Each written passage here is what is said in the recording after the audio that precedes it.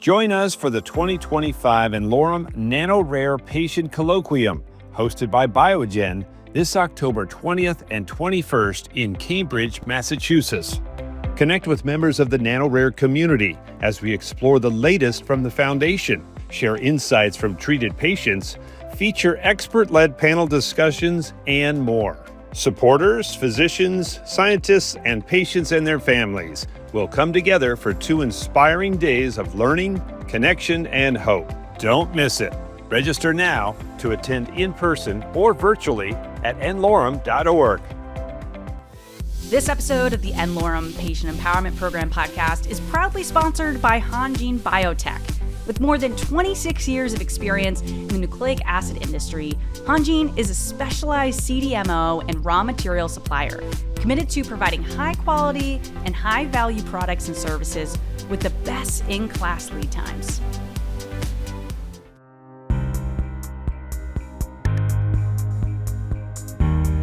Hello and welcome to the n-Lorem podcast series, the only podcast series focused exclusively on the needs of nano-rare patients and their families.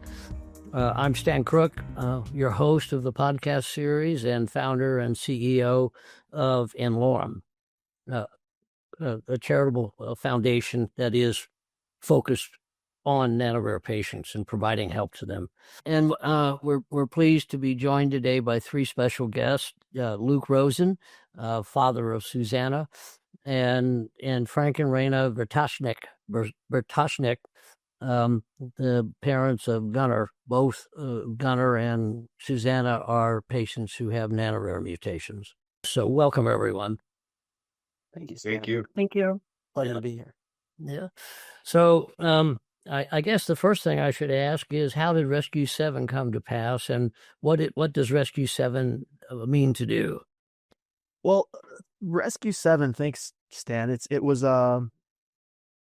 after it started actually with a friend who has a patient advocacy group that she started, and a different gene than KIF1A, and she was having a family conference, and she called me, and she knew I was a firefighter, and she said, there's a big gap in our conference schedule. Do you have any ideas? I said, why don't we roll a couple of trucks up and let the kids come and hang out with, see the trucks, put on some gear, spray the hose and have some fun, because most kids like trucks. I'm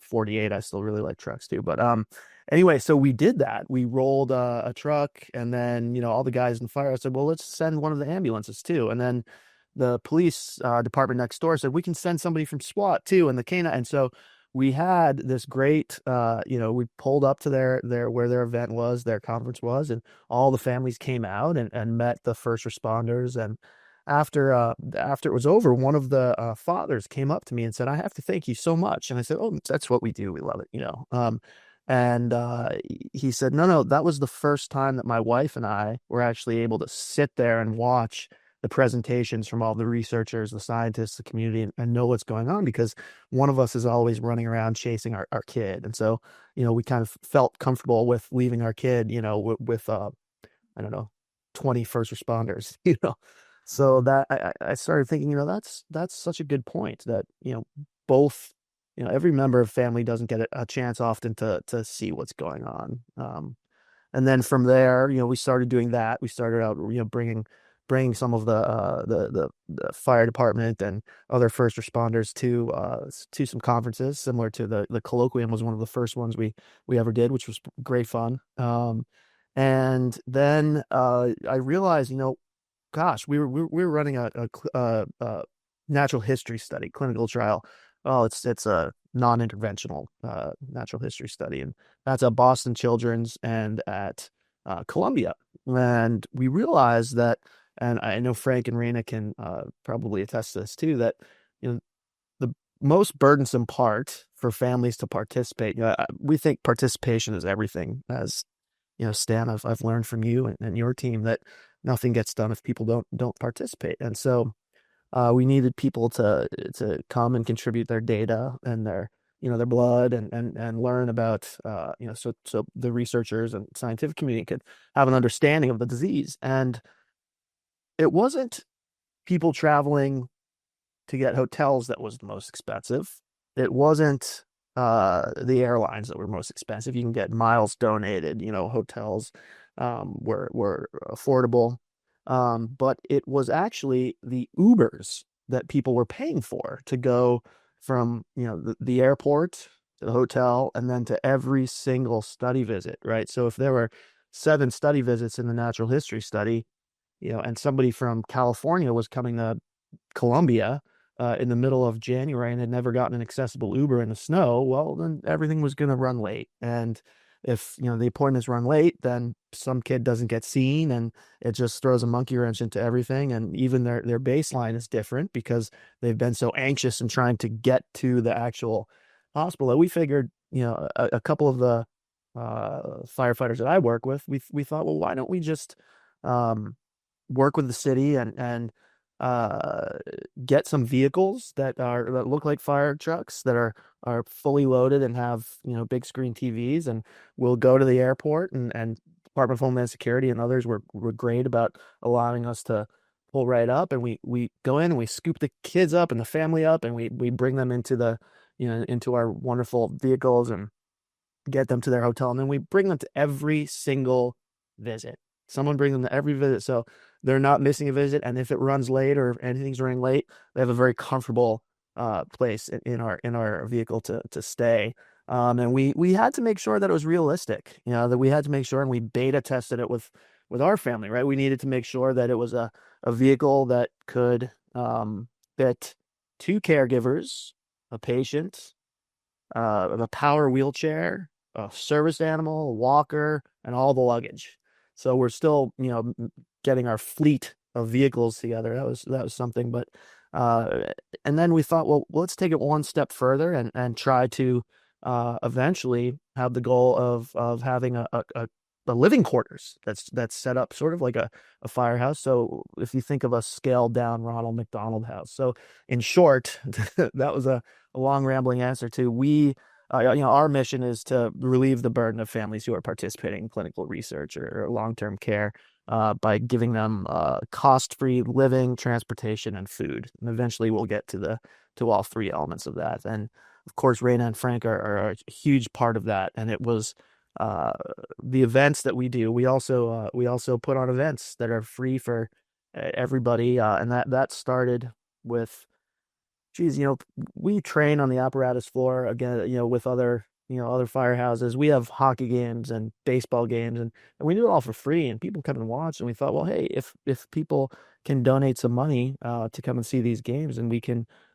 hopefully, at least make some very incremental dent in all of the work that people like n-Lorem and others, are doing. So we give all the 100% of the proceeds go to organizations that need a rescue. That's a wonderful story, and it does address several issues that I've learned over the last 5 years are much more problematic than I ever realized. And that is, how do you travel with an ill patient, whether it's an adult or a child? It's a big job. How do you travel with a child that has developmental delays and including behavioral issues? How do you manage to get to a hotel? How do you get in? Handicapped access, what it is, and all that. And it's daunting. And last year, it was a big difference to have you folks helping taking care of the patients who came, because the point is the patients.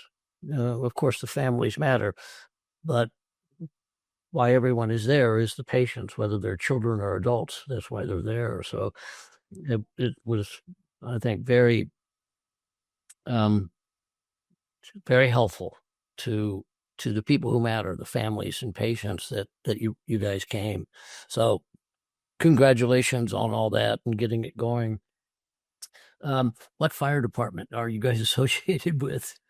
Well, so I work for New York State Fire, and I'm on a task force that travels to different places that are under, have emergency response. So I'm on an urban search and rescue team, and we go to, we were at the Los Angeles fires, the hurricanes in Florida, and we were even in Israel at one point. So we are a kind of a very specialized task force in New York State, but we're located in New York City, and we float around to different firehouses in the FDNY as well. The FDNY has been incredible in helping this. I'll Raena and Frank can speak to the police department and even some of the military folks who have been great. Raena and we realized quickly that it's not just firefighters, right? It's every first responder that are that live a life of service like you, Frank, and your whole team to help others. And and so we started FDNY started kind of gathering behind us and said, how can we help? And so it was Susanna. You've seen, I think, the video where it started. She wanted to sing the national anthem at one of the hockey games. And we thought, geez, this is going to be a heavy lift. She has significant intellectual disability and speech problems. And this is one of the times where I thought, I know we're going off topic, but the ASO that she's been so blessed to have been treated with through n-Lorem, I could see, and now I know it's not a standardized, endpoint with FDA or anything, but when she was able to make it and learn the entire national anthem, now it did take her 8 months with her class and rehearsing at the different firehouses, and but she was able to sing it at one of the games. So we quickly realized that these are the kind of events that we need to really put our shoulder behind and could help people. Raena and Frank, we've talked about really initiating a sibling program for siblings who are with patients who have severe illnesses, and it's disease agnostic, and we hope to have those sibling programs up and running soon at every firehouse and across the country. We have relationships with every city and almost every state. Well, that's really a compelling mission, and it supplements in a very positive and constructive way what we are trying to do at n-Lorem. No one can do everything here. Without all of us pitching in, it's beyond our reach, and that's the essence of a big mission. So, Frank and Raena, you're both police officers, is that right? Yeah, I'm a detective for the Milwaukee Police Department. I started my career with Milwaukee in 2001 as a patrol officer. Uh-huh. I was promoted to detective in 2006, and I had minus a brief stint at sensitive crimes. I've spent the majority of my career at the Bureau investigating violent crimes. I'm currently assigned to the gun violence division. Well, sadly, I think there's a lot of business that you have coming your way. Way more business than anyone wishes, right? Yes. Yeah. Definitely. And I don't envy the things that you have to deal with and the things you have to see. And of course, as a physician, especially in emergency rooms and so on, you see terrible things, and they're hard to walk away from. And so I admire anyone who can do that and walk away reasonably intact. Yeah. So that's great. Frank, you're in the police as well. Yeah, I started my career military 9 years, and then just a natural fit. Police work, kind of a natural fit to the military. So I did 2006. I joined the Milwaukee Police Department, and then unfortunately, Christmas Day 2011, I was involved in a traumatic incident where I had to take a duty disability retirement from the job. I was severely injured. I had to take 18 months off of the department I had 20 plus surgeries. Oh. And at that point, it kind of ended my career in law enforcement. And so even Rescue 7 was a natural fit, just kind of organic to police and military, and just continued my public service through that. Yeah.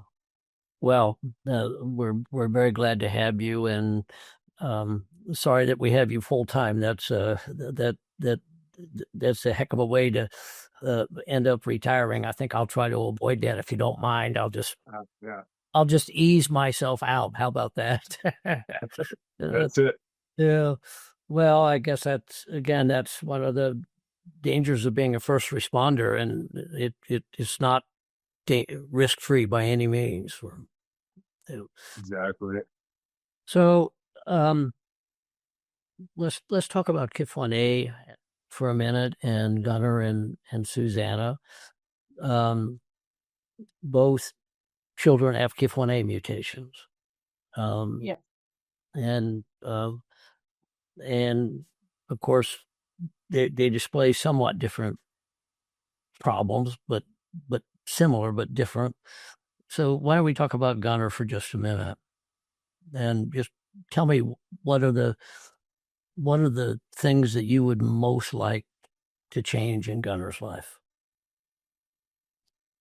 I would most like to have his disease progression stopped at this point. Gunnar is mostly ambulatory. He uses a wheelchair for when he's fatigued or when he has bad days.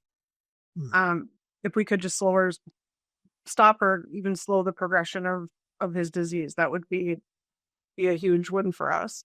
And that would be what we would ideally hope for. Yeah, I'm on board with the same. It's pretty much the unknown. And hopefully with the ASO, we can, as Raena stated, stop that any type of progression track that this disease would be on. Hopefully that can either slow that progression or potentially, I don't know if cure is the right word, but to stop the progression. He's beginning to. Go ahead. Sorry. I'm sorry. He's beginning to develop additional symptoms as he's aging, and that's difficult to see the progression, and it's difficult not knowing exactly, like, there's no distinct path as to how this is going to look, and that's something that's very difficult to deal with. Yeah. And even though it's the same gene, every mutation and every person with a mutation in that gene is different. And one of the reasons this podcast series exists is to try to help with some of the isolation. And the theme this year at the colloquium is something I'm a little anxious about, frankly, a little frightened. As a skeptical scientist, I've never said such a thing. But I think our experience teaches us that we can hope for more and dream bigger than I ever thought when I started n-Lorem. I thought the best we do would be to stop progression. And what we've seen, of course, is so much more gratifying than that, with patients who lost functions long ago, like Susanna had, regaining them, and patients who never had functions, like Connor, learning to walk independently for the first time. So I think it's very important for everyone to have cautious aspirations. But speaking for myself, based on a hard look at the data, my aspirations are actually higher today by a lot than what they were 5 or 6 years ago. And so I hope to share that in a meaningful way with parents and families and patients at the colloquium. I think we all feel really quite surprised at that. That's wonderful to hear. Yeah, well, it is wonderful to hear in the abstract. It's very, it now needs to deliver in the person, and that's what we're working on, and nothing that matters is ever easy, right? I mean, if it matters, you have to pay for it. You have to invest, and first responders know that in their day-to-day work. And so we'll continue to do our best and encourage cautious optimism, because I think the data say we've earned it and that we can do these things. Stan, if I could just say it, and I feel the company that I'm in right now, Dr. Crook as a physician and a researcher and scientist, and these two amazing, my colleagues, my families, and dear friends, and members of the first responder community. When we see, we see pain and suffering on a daily basis, all of us do, and when I sort of freeze when I see it with Susanna. Oh, but at work, it's a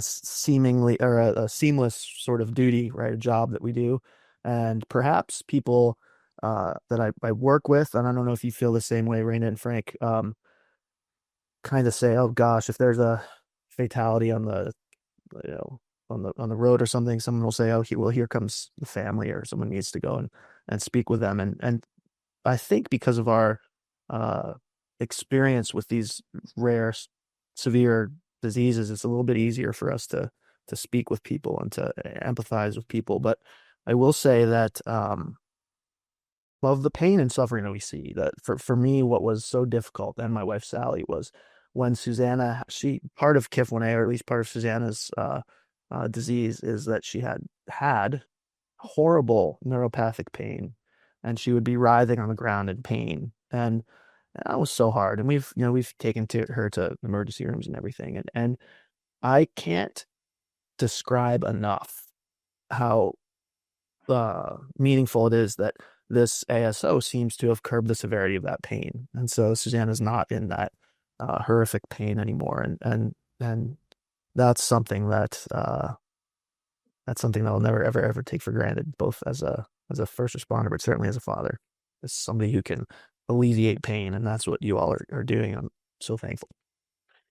One of the most remarkable features of doing n-Lorem, and actually my whole career, but especially n-Lorem, is to watch people wrestle with the bad things that happen to good people and come out better people for it. Finding ways to be focused on the positives and eventually focus outward. That's our species at its best, I think. And we see that every day.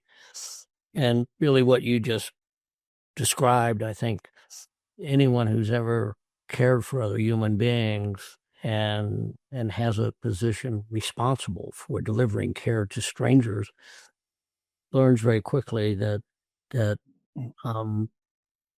it helps they grow and they become bigger people than they might have been as they share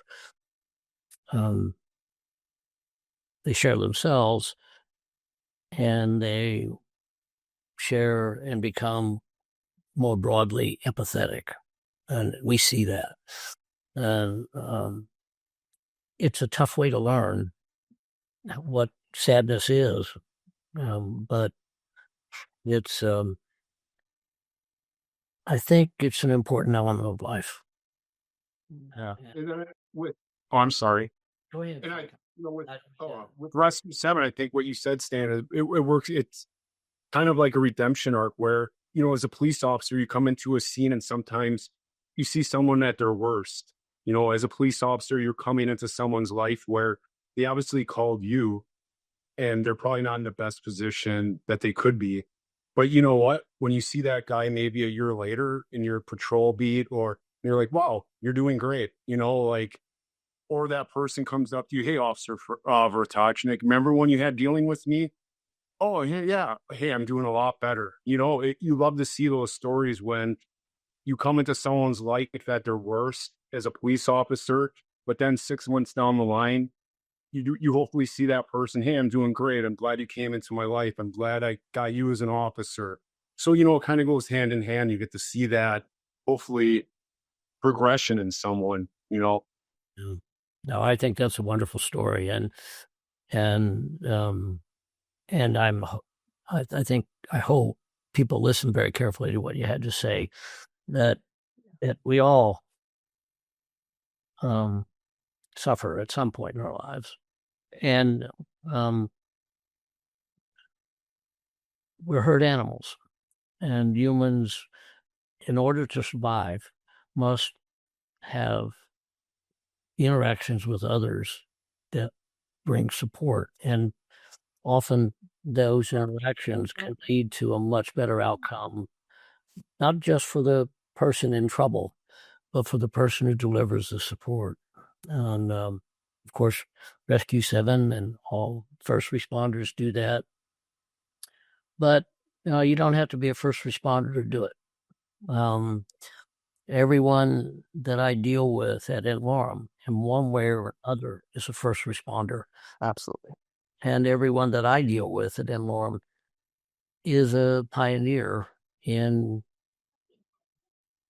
managing a terrible situation for the better. So it's very growth promoting to experience for me, even at this late stage of my life. Is that Connor or some? Number, that's a lot of dogs and Connor and his sister and to look for an Arnie. Let him come on. We'll interview them too. Hello there.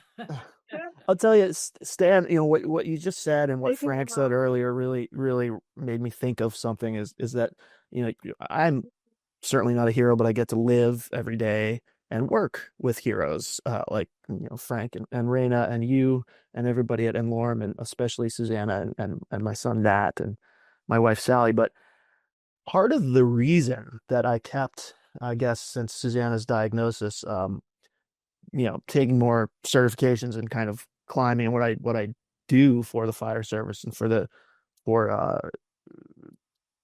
people as a first responder is because, and I wonder if this, I imagine it's true for you too, is that we spent so much time when all the family started gathering and we started encouraging research, trying to find this. We're almost there, but there was no actual tangible thing that we could accomplish until n-Lorem of helping somebody. And I think that part of the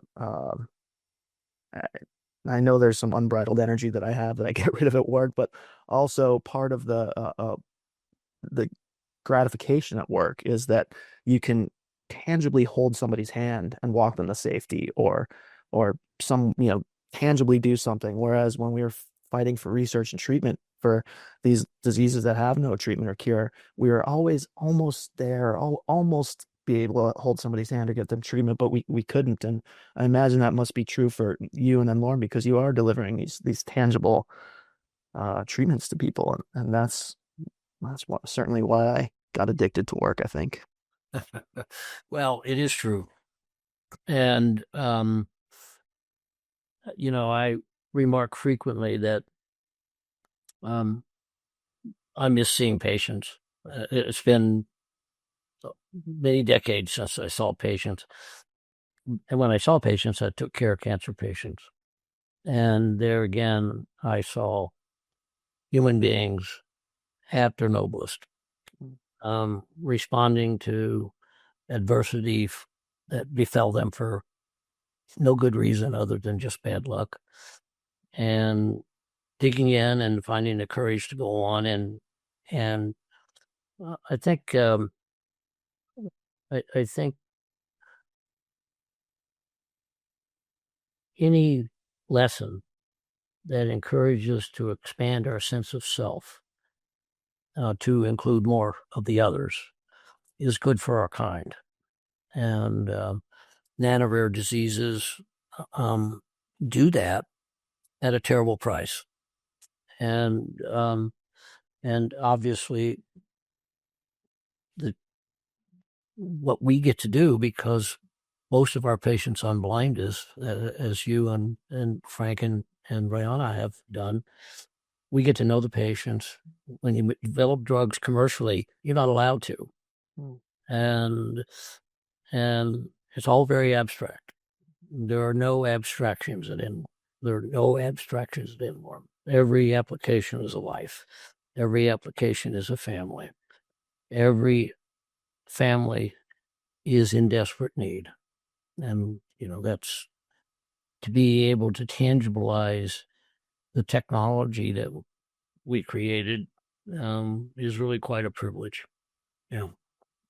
Well, thank you so much, Stan. I was thinking about you and certainly Susanna and so many others when the other day I wrote about it and I posted about it about showing up. And one of my heroes who I think about a lot, both at home, at work, and always is Admiral Bill McRaven, who was an admiral in the Navy. And he explained once a Navy SEAL credo, which is the only easy day was yesterday.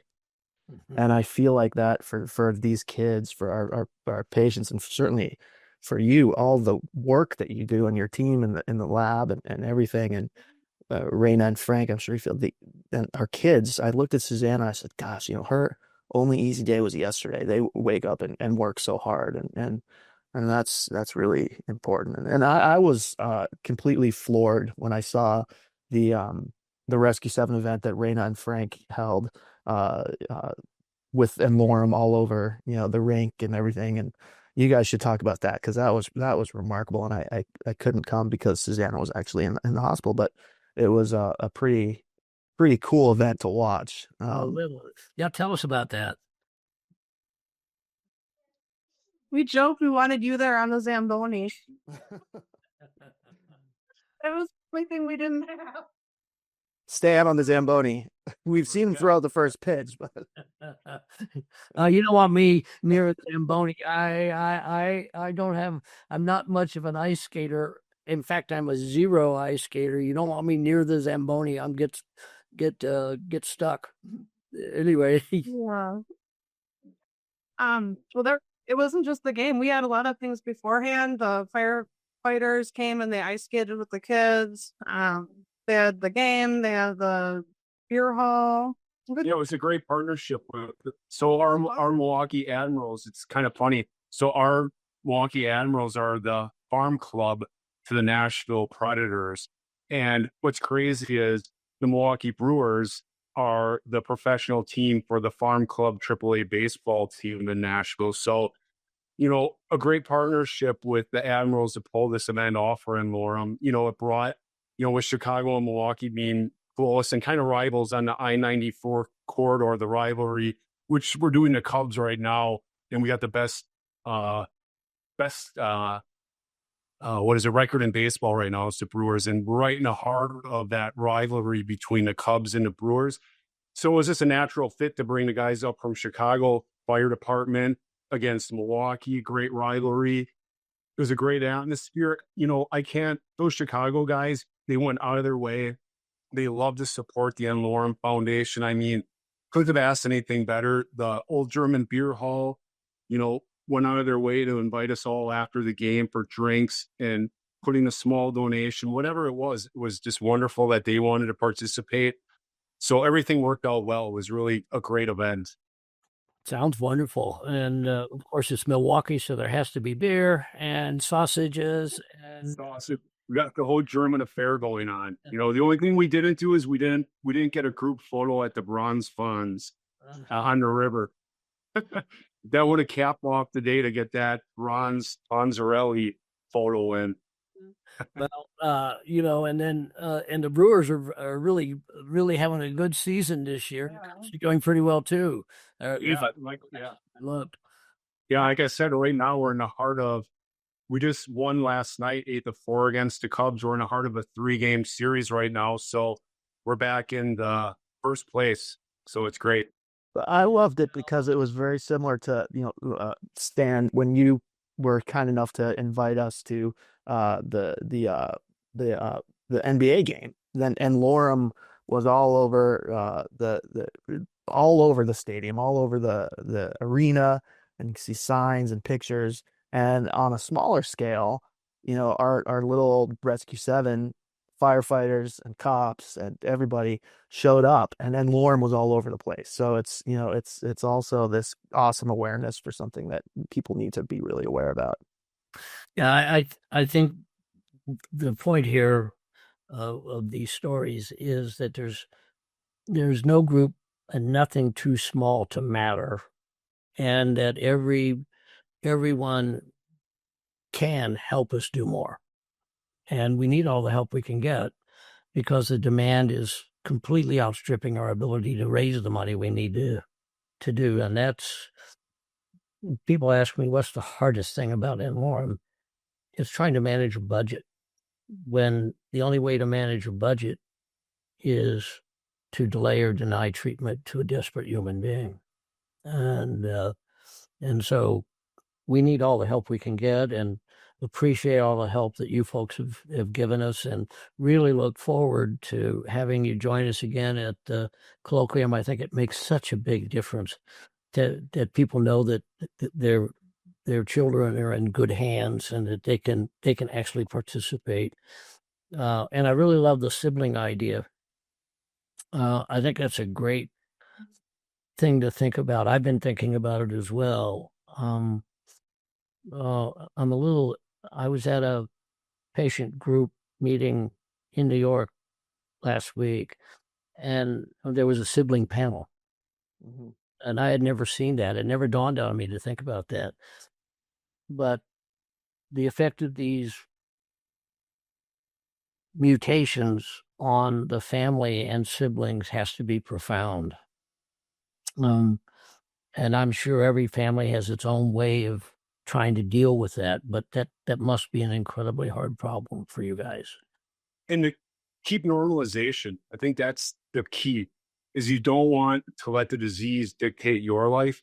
You want to dictate life and not allow a condition like this to dictate. You want to keep normalization. We don't, you have the apparatuses, you have the doctor appointments, but you still want to be a family and keep that normalization. You don't want the disease to dictate your life, is, I guess, my takeaway from that. I really worry about the impact on siblings, because inevitably the focus has to be on the afflicted child, and how different families manage that, of course, is different, but it must, I think it just is an under-considered challenge, where I think a lot of help could be brought to bear to help with some of those family dynamics. Luke, you started to say something, sorry. Well, no, I was just going to say, right on this topic is that we've, a lot of what we do is anybody can come to the firehouse and or we can even do it on Zoom, is certify people in CPR. And we perform CPR on a regular basis at work. But at the time he was, just 9, the heavy weight on the sibling's shoulders. And while my 9-year-old asked me to teach him CPR in case he would ever have to give it to Susanna, and that's something that no 9-year-old should have to, deal with. But no, they shouldn't. One of the things that we've done is from the beginning with Gunnar is we haven't shielded Reagan, who's 2 years younger than him, from what this disease is and from his treatments. She's accompanied him to physical therapy, out-of-state surgeries, to doctor appointments. But she also does fun stuff with him too. When he plays wheelchair basketball, she's in a wheelchair playing right next to him. We just try to keep it as melded together as possible with both of them.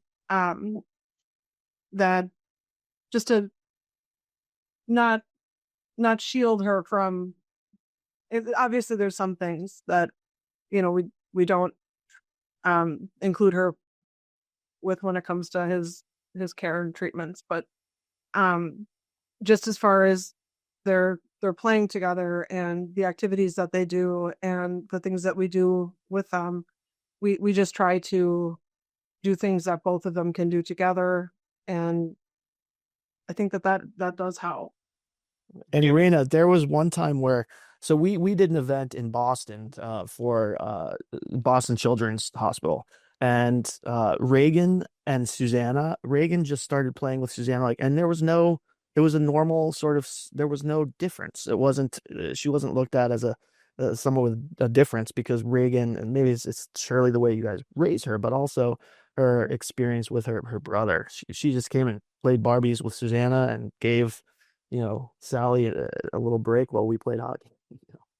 Yeah, it's a good point, Lucas. I was thinking that same thing. I think it builds, with Reagan being around the community, it just builds empathy, compassion. Like, she sees that community. It's nothing new to her. It's not a shock when you walk into a room and see children in the condition that, is, for lack of a better word, just, that community of people who are in a situation, she's around it. She can go in, she can understand, she has the compassion, she can play. She realizes what situation these children are in, and she's not intimidated to get right in there and, play with them, which is awesome. Well, that's great. Well, it's been wonderful chatting with you folks. I guess I should stop here and see if there's any question that I should have asked that I haven't, or anything that I should have talked about with you that we haven't. I would say that a lot of Rescue 7 and how we were born sort of, really did come from being blessed by n-Lorem and by the community that surrounds us. And I think that first responders, it's innate and built within us that just trying to do our part and to give back a little bit and to do anything we could to help the mission. And gosh, we might not be able to write $1 million check, but we certainly can pick a couple of kids up at the airport and bring them where they need to go.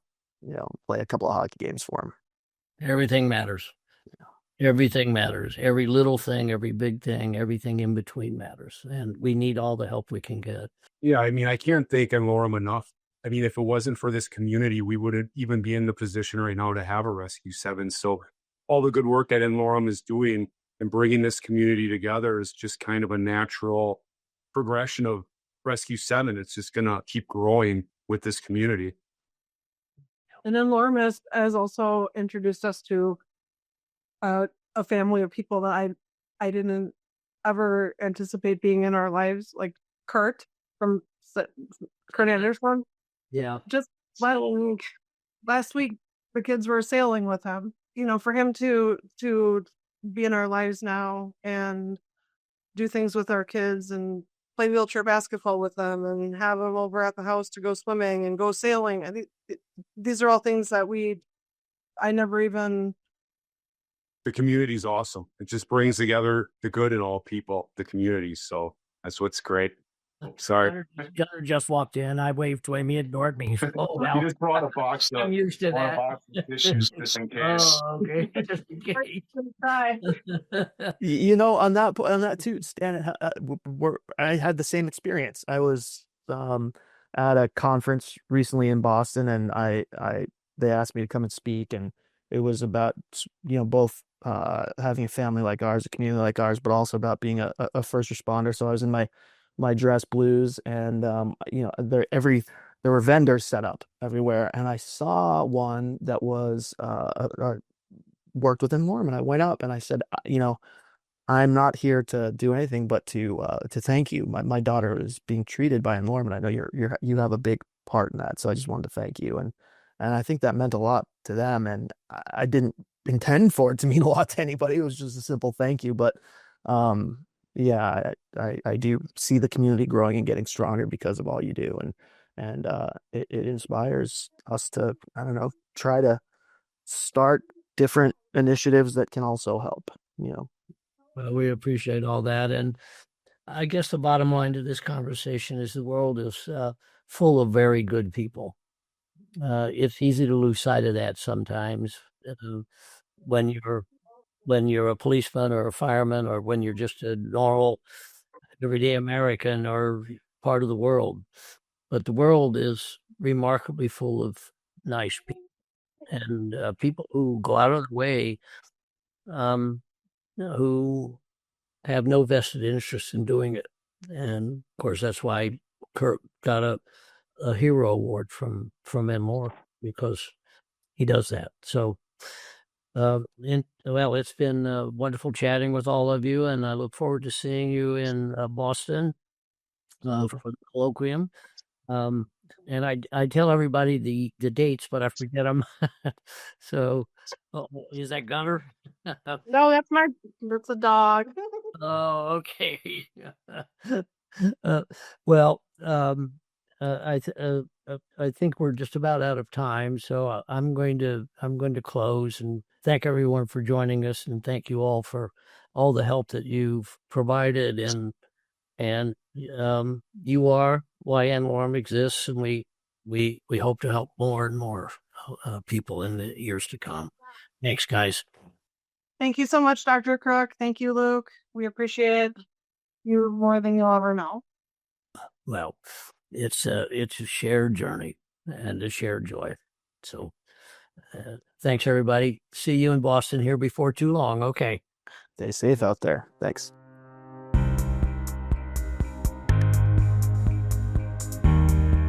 n-Lorem is a nonprofit committed to discovering and providing personalized experimental treatments for free, for life, to patients with genetic diseases that affect 1 to 30 patients worldwide, referred to by n-Lorem as nano-rare. Many of these patients progress and die without ever achieving a diagnosis. This is where n-Lorem comes in. They do the impossible by providing hope, and for those that they can help, free lifetime treatment. For more information about n-Lorem or today's episode, visit n-Lorem.org.